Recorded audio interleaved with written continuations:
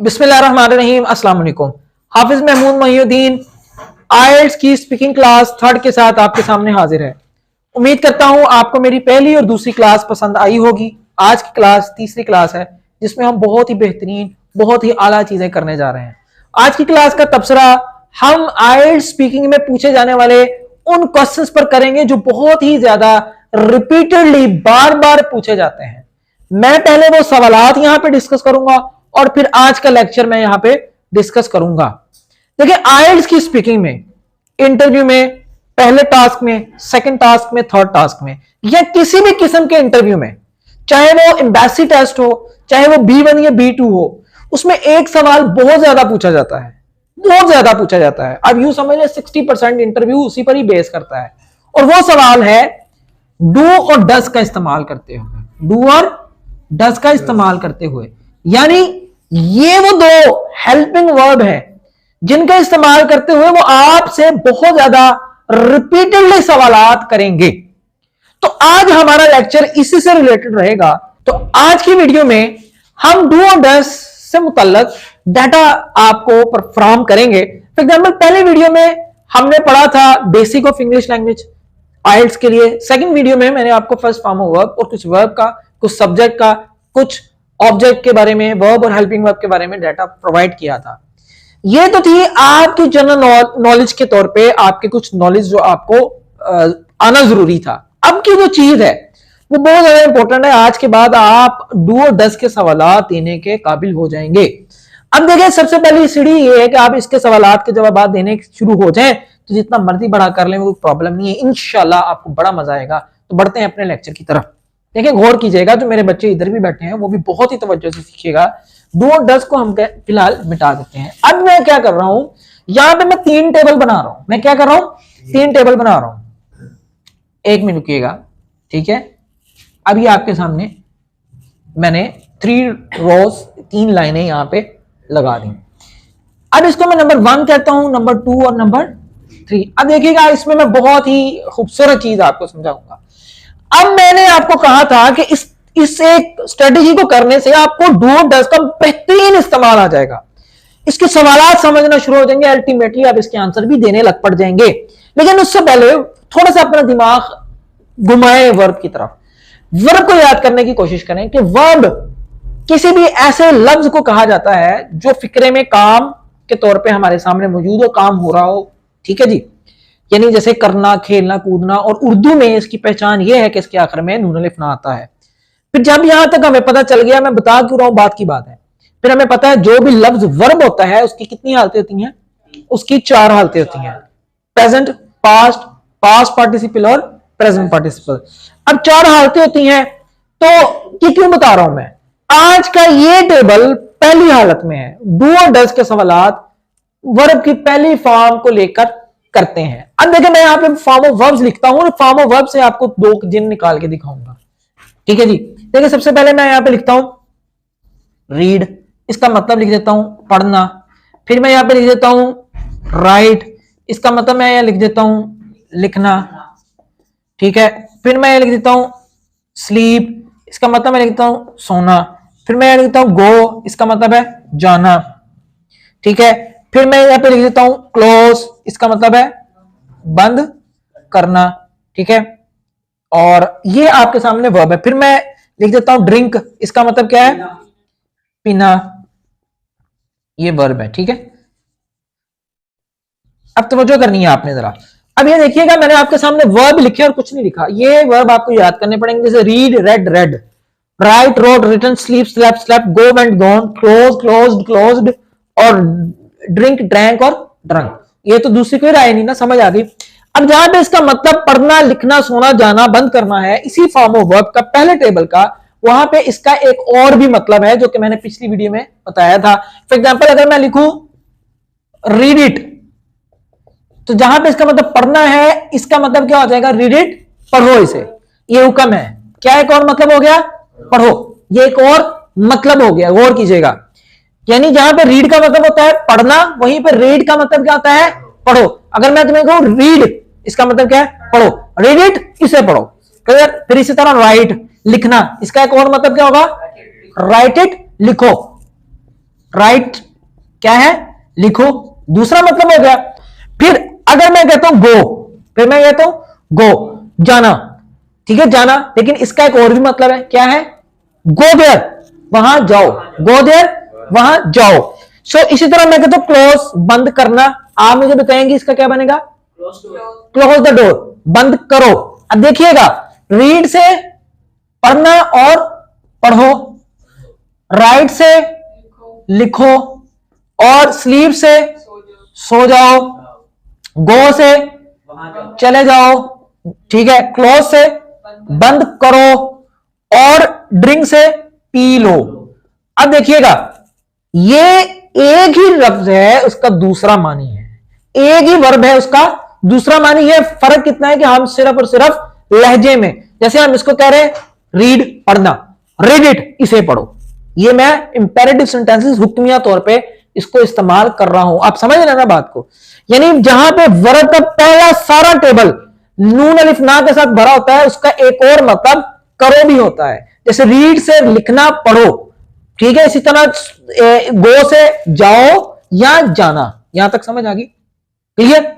अच्छा, अब next table पे मैं पहुंचूंगा और आपको बहुत ही मजा आएगा, उसके बाद फिर हम डू और डस के ऊपर शिफ्ट हो जाएंगे। अब देखिएगा, सेम यही चीज, सेम यही चीज, अगर मैं यहां पे लिखूं तीसरी, राइट, मैं ये लिख दिया राइट। अब राइट का क्या मतलब होता है, लिखना या लिखो, लिखना या लिखो।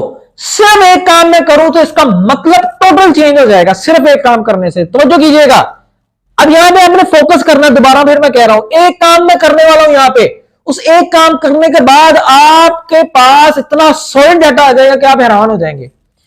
मैंने कहा कि दोबारा रिवाइज कर रहा हूं, बार बार कर रहा हूं। रीड का मतलब है लिखना या लिखो, लिखना या लिखो, और यहां पे मैंने राइट लिखा, लेकिन मैं सिर्फ सब्जेक्ट ऐड कर रहा हूं, आई कर रहा हूं, आई राइट, तो इसका मतलब है मैं लिखता हूं, मुकम्मल फिक्रा, मैं, बोलिए, लिखता हूं।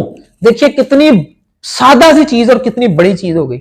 हमने सेम चीज के साथ सिर्फ सब्जेक्ट लगाया, हमने सेम चीज के साथ सिर्फ सब्जेक्ट लगाया और कुछ नहीं किया। वल्लाहु आलम, अपने दिमाग को रिलैक्स करके आप इस चीजों को करेंगे तो आपको समझ आ जाएगी। मैं दोबारा देख रहा हूं, देखो, राइट लिखो, यहां पे मैं राइट के साथ सब्जेक्ट लगा दूं, आप मुझे बताएंगे जब मैं लिखूं आई राइट, ये मैंने लिख दिया, सॉरी, मैं यहां पे लिख दूं आई रीड, तो इसका क्या मतलब हो जाएगा, मैं पढ़ता हूं। Good good. इसी तरह नेक्स्ट चलते हैं, ये इसको गो पे आ जाए, गो, आई गो टू स्कूल या आई गो, मैं जाता हूं। देखिएगा दोबारा, ठीक है, सिर्फ सब्जेक्ट लगा रहे हैं, फर्स्ट फॉर्म वैसे की वैसे लग रही है, तो मतलब ता हूं में आ गया, मैं करता हूं, मैं होता हूं, मैं जाता हूं, मैं सोता हूं। देखिए कितना बड़ा फर्क पड़ा। सिर्फ एक छोटा सा टेबल बनाया हमने, जिसमें पहली फॉर्म लिखी, फॉर्म ऑफ वर्ब, उसका मतलब नून अलिफ ना के साथ भी है और हुक्म के साथ भी है, राइट, लिखना या लिखो, और फिर सब्जेक्ट सिर्फ ऐड कर दिया फर्स्ट फॉर्म ऑफ वर्ब के साथ और कुछ नहीं किया, तो उसका मतलब है मैं लिखता हूं, मैं सिर्फ आई ऐड कर दिया, मैं लिखता हूं। अब आपसे पूछते हो व्हाट डू यू डू, अब इसका जो सवाल है ना, ये जो तर्ज है, देखिएगा, इसका सवाल किया जाता है डू और डज में। ये लो, अब भाई समझ, आंसर किस में दे रहे हैं, सब्जेक्ट और first form of verb, subject और, तो 80% क्वेश्चन इसमें होते हैं। खुदारा अपने दिमाग को जरा थोड़ा सा हाजिर कीजिए, 80% क्वेश्चन किसमें होते हैं। मैं आपसे पूछता हूं what do you do, what, आप क्या करते हो, ठीक है, I read in 10th class, what do you do, I read, सिर्फ आई लगाया, फर्स्ट फॉर्म लगा दी, that's it, clear. What do you eat, I eat bread. I eat bread, clear. Where do you go, I go. I go to Lahore, कहां जाते हो, I go to Lahore. Where do you live, I live in Saiwan. I live in Sahiwal, आसान हो गया। अब इसमें कुछ बच्चे गलती करते हैं, is am are, is am are को नहीं करनी, बिल्कुल नहीं करनी, सिर्फ इस टेबल को फॉलो करना है, खुदारा इस टेबल को फॉलो करना है। जब भी डू और डज के साथ क्वेश्चन पूछा जाएगा, उसको सिंपली सब्जेक्ट लगा के फर्स्ट फॉर्म लगा दें, सब्जेक्ट लगा के फर्स्ट फॉर्म लगा दें। फॉर एग्जाम्पल, अब यहां पे ये है मेरे पास क्लोज, ठीक है, मैं कहता हूं क्लोज का मतलब है, बोलिए, बंद करना. बंद करना, और क्लोज का मतलब एक और क्या हो सकता है, क्लोज द डोर, बंद कर दो। अब देखिए हो रहा ना आगे की तरफ, फिर मैं दरवाजा बंद करता हूं, दैट्स इट, शाबाश, आई क्लोज, मैं करता हूं, क्लियर, मैं करता हूं, बात समझ में आ रही। अब देखिए आई क्लोज द डोर, मैं दरवाजा बंद करता हूं। अब आपसे पूछा यह गया कि आप क्या करते हो, what do you do, so I, ठीक है, sorry, I write a letter, मैं खत लिखता हूं, या कुछ भी कह सकते हो, सिर्फ और सिर्फ यकीन करिएगा सब्जेक्ट लगाना फर्स्ट फॉर्म ऑफ वर्ब के साथ, यानी आई लगा देना और कुछ नहीं करना, क्योंकि आपसे आई ही पूछा जाएगा। अब देखिएगा इसी चीज को मैं यूज करते हुए एक सवाल करूंगा और देखिएगा आंसर उसका कितना बेहतरीन होगा।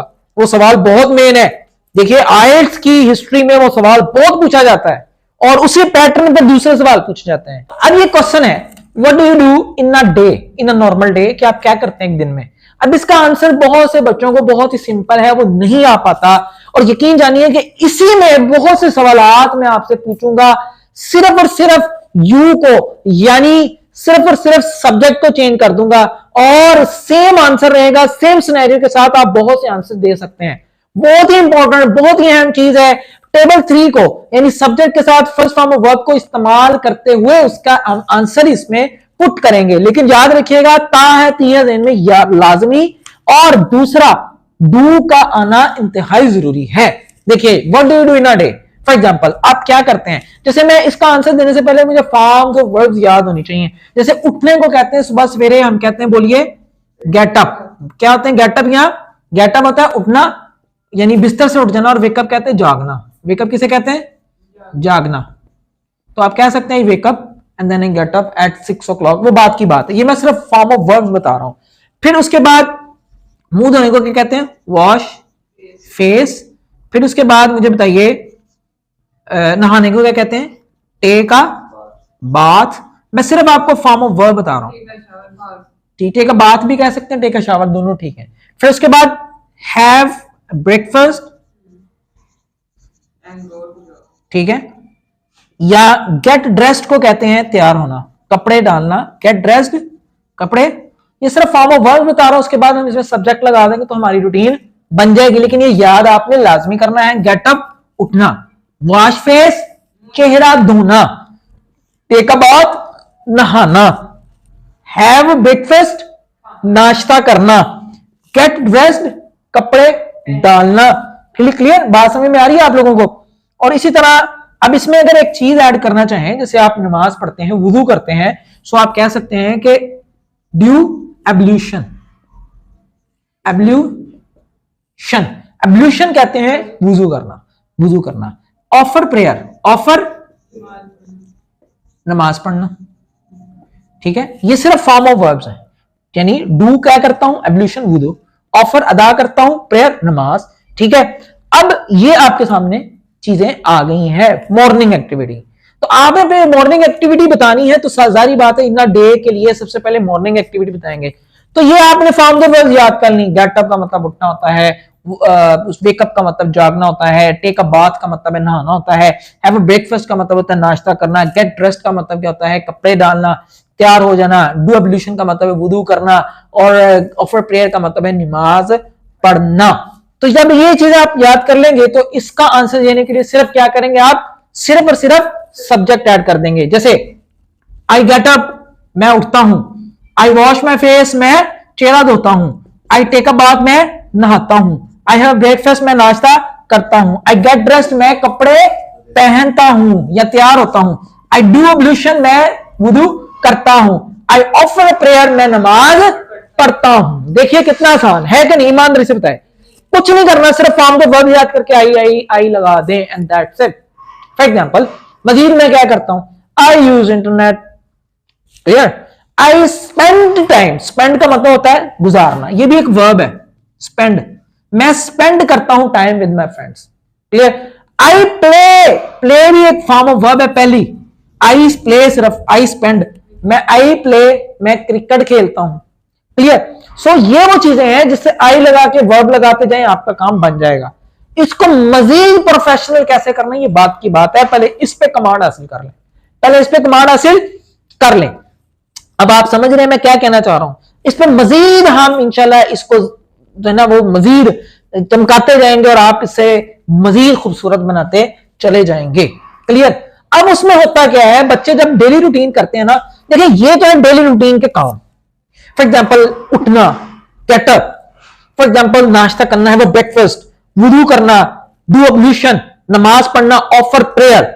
लेकिन कुछ ऐसी चीजें हैं जो आप ऐड कर सकते हैं, कुछ ऐसी चीजें जैसे ऐड कर सकते हैं। For example I get dressed, मैं तैयार होता हूं फॉर माई स्कूल, स्कूल के लिए। आई get dressed for my job, I get dressed for my university. ठीक है। अच्छा, फिर उसके बाद स्पेंड, ये जरूर देखिएगा, इससे बहुत कुछ बनेगा। आप यूनिवर्सिटी में आ गए, I spend 8 hours in my university, I spend 8 hours in my office, I spend 6 hours in my school. I clear. ये देखिएगा आसान हो रही है नहीं, मतलब स्कूल में कहीं भी स्पेंड करना तो आप स्पेंड को लाजमी याद रखिए, फॉर्म ऑफ वर्ब लाजमी है। फिर प्ले, प्ले में आप हर वो चीज ऐड कर सकते हैं जब आप खेलते हैं। For example I play soccer, I play badminton, I play cricket. Clear. So आप क्या करेंगे, कुछ अपने डेज की मसरूफियत बताएंगे, जैसे get up in the morning, do ablution, comb my hair, comb कंघी करना, ठीक है, do ablutions, wash my face, brush my teeth, take a bath, have a breakfast and then I go to my work.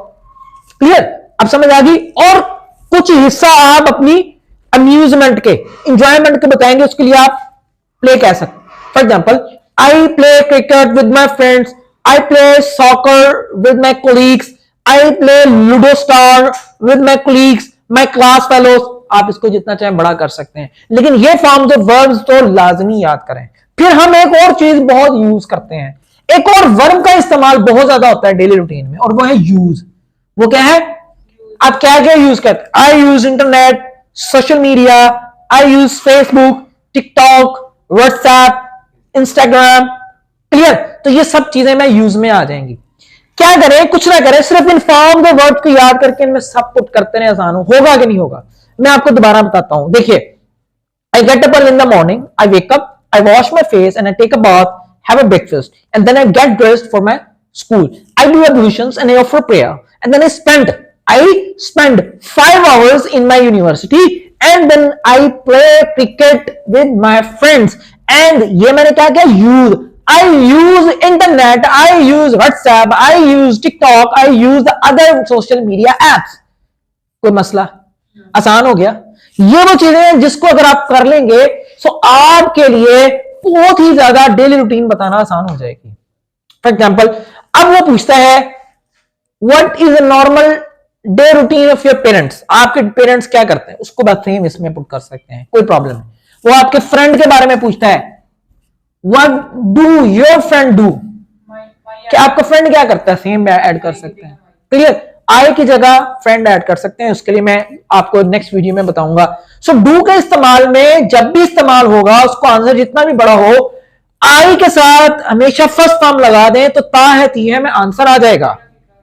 ठीक है, आता है ती में आंसर आ जाएगा। What do you want to be in your future, what do you want, क्या बनना चाहते हो फ्यूचर में। आई वांट, आई के साथ वांट फर्स्ट फॉर्म, मैं चाहता हूं। क्लियर। आई के साथ want. What do you like, do you like, I के साथ लाइक, अब उसने लाइक कहा, आपने भी आई लाइक कह दिया। ठीक है। What do you want to play, I want to play. What do you want to see, I want to see. That's it. तो इसमें प्रॉब्लम क्या है कि सिर्फ और सिर्फ प्रैक्टिस कीजिए, बार बार बार बार बार बार, और जिस वक्त प्रैक्टिस करेंगे आपको बहुत सी चीजें अंडरस्टैंड हो जाएंगी। और डू के जितने भी सवालात हैं, चाहे वो आपकी रूटीन हो, भाई की रूटीन हो, चाहे वो किसी भी किस्म की रूटीन हो, और 80% सवाल मैं बार बार कह रहा हूं इसमें पूछे जाते हैं, आपको वो आ जाएंगे। नेक्स्ट वीडियो में हम प्रैक्टिसिंग वीडियो रखेंगे, डू और डज के बारे में हम इस्तेमाल जानेंगे, और हमारे साथ आपने बने रहना है। हम इंशाल्लाह आपके साथ मजीद मुलाकात करेंगे एक नई वीडियो के साथ। मेरा नाम है हाफिज महमूद मोइनुद्दीन। मिलते हैं एक नई वीडियो के साथ। और हाँ, अगर कोई चीज समझ ना आए तो मुझसे पूछ लीजिएगा, ये सिर्फ एक लेक्चर है, प्रैक्टिसिंग लेक्चर नेक्स्ट होगा। अपना बहुत ज्यादा ख्याल रखिएगा। अल्लाह हाफिज, टेक केयर।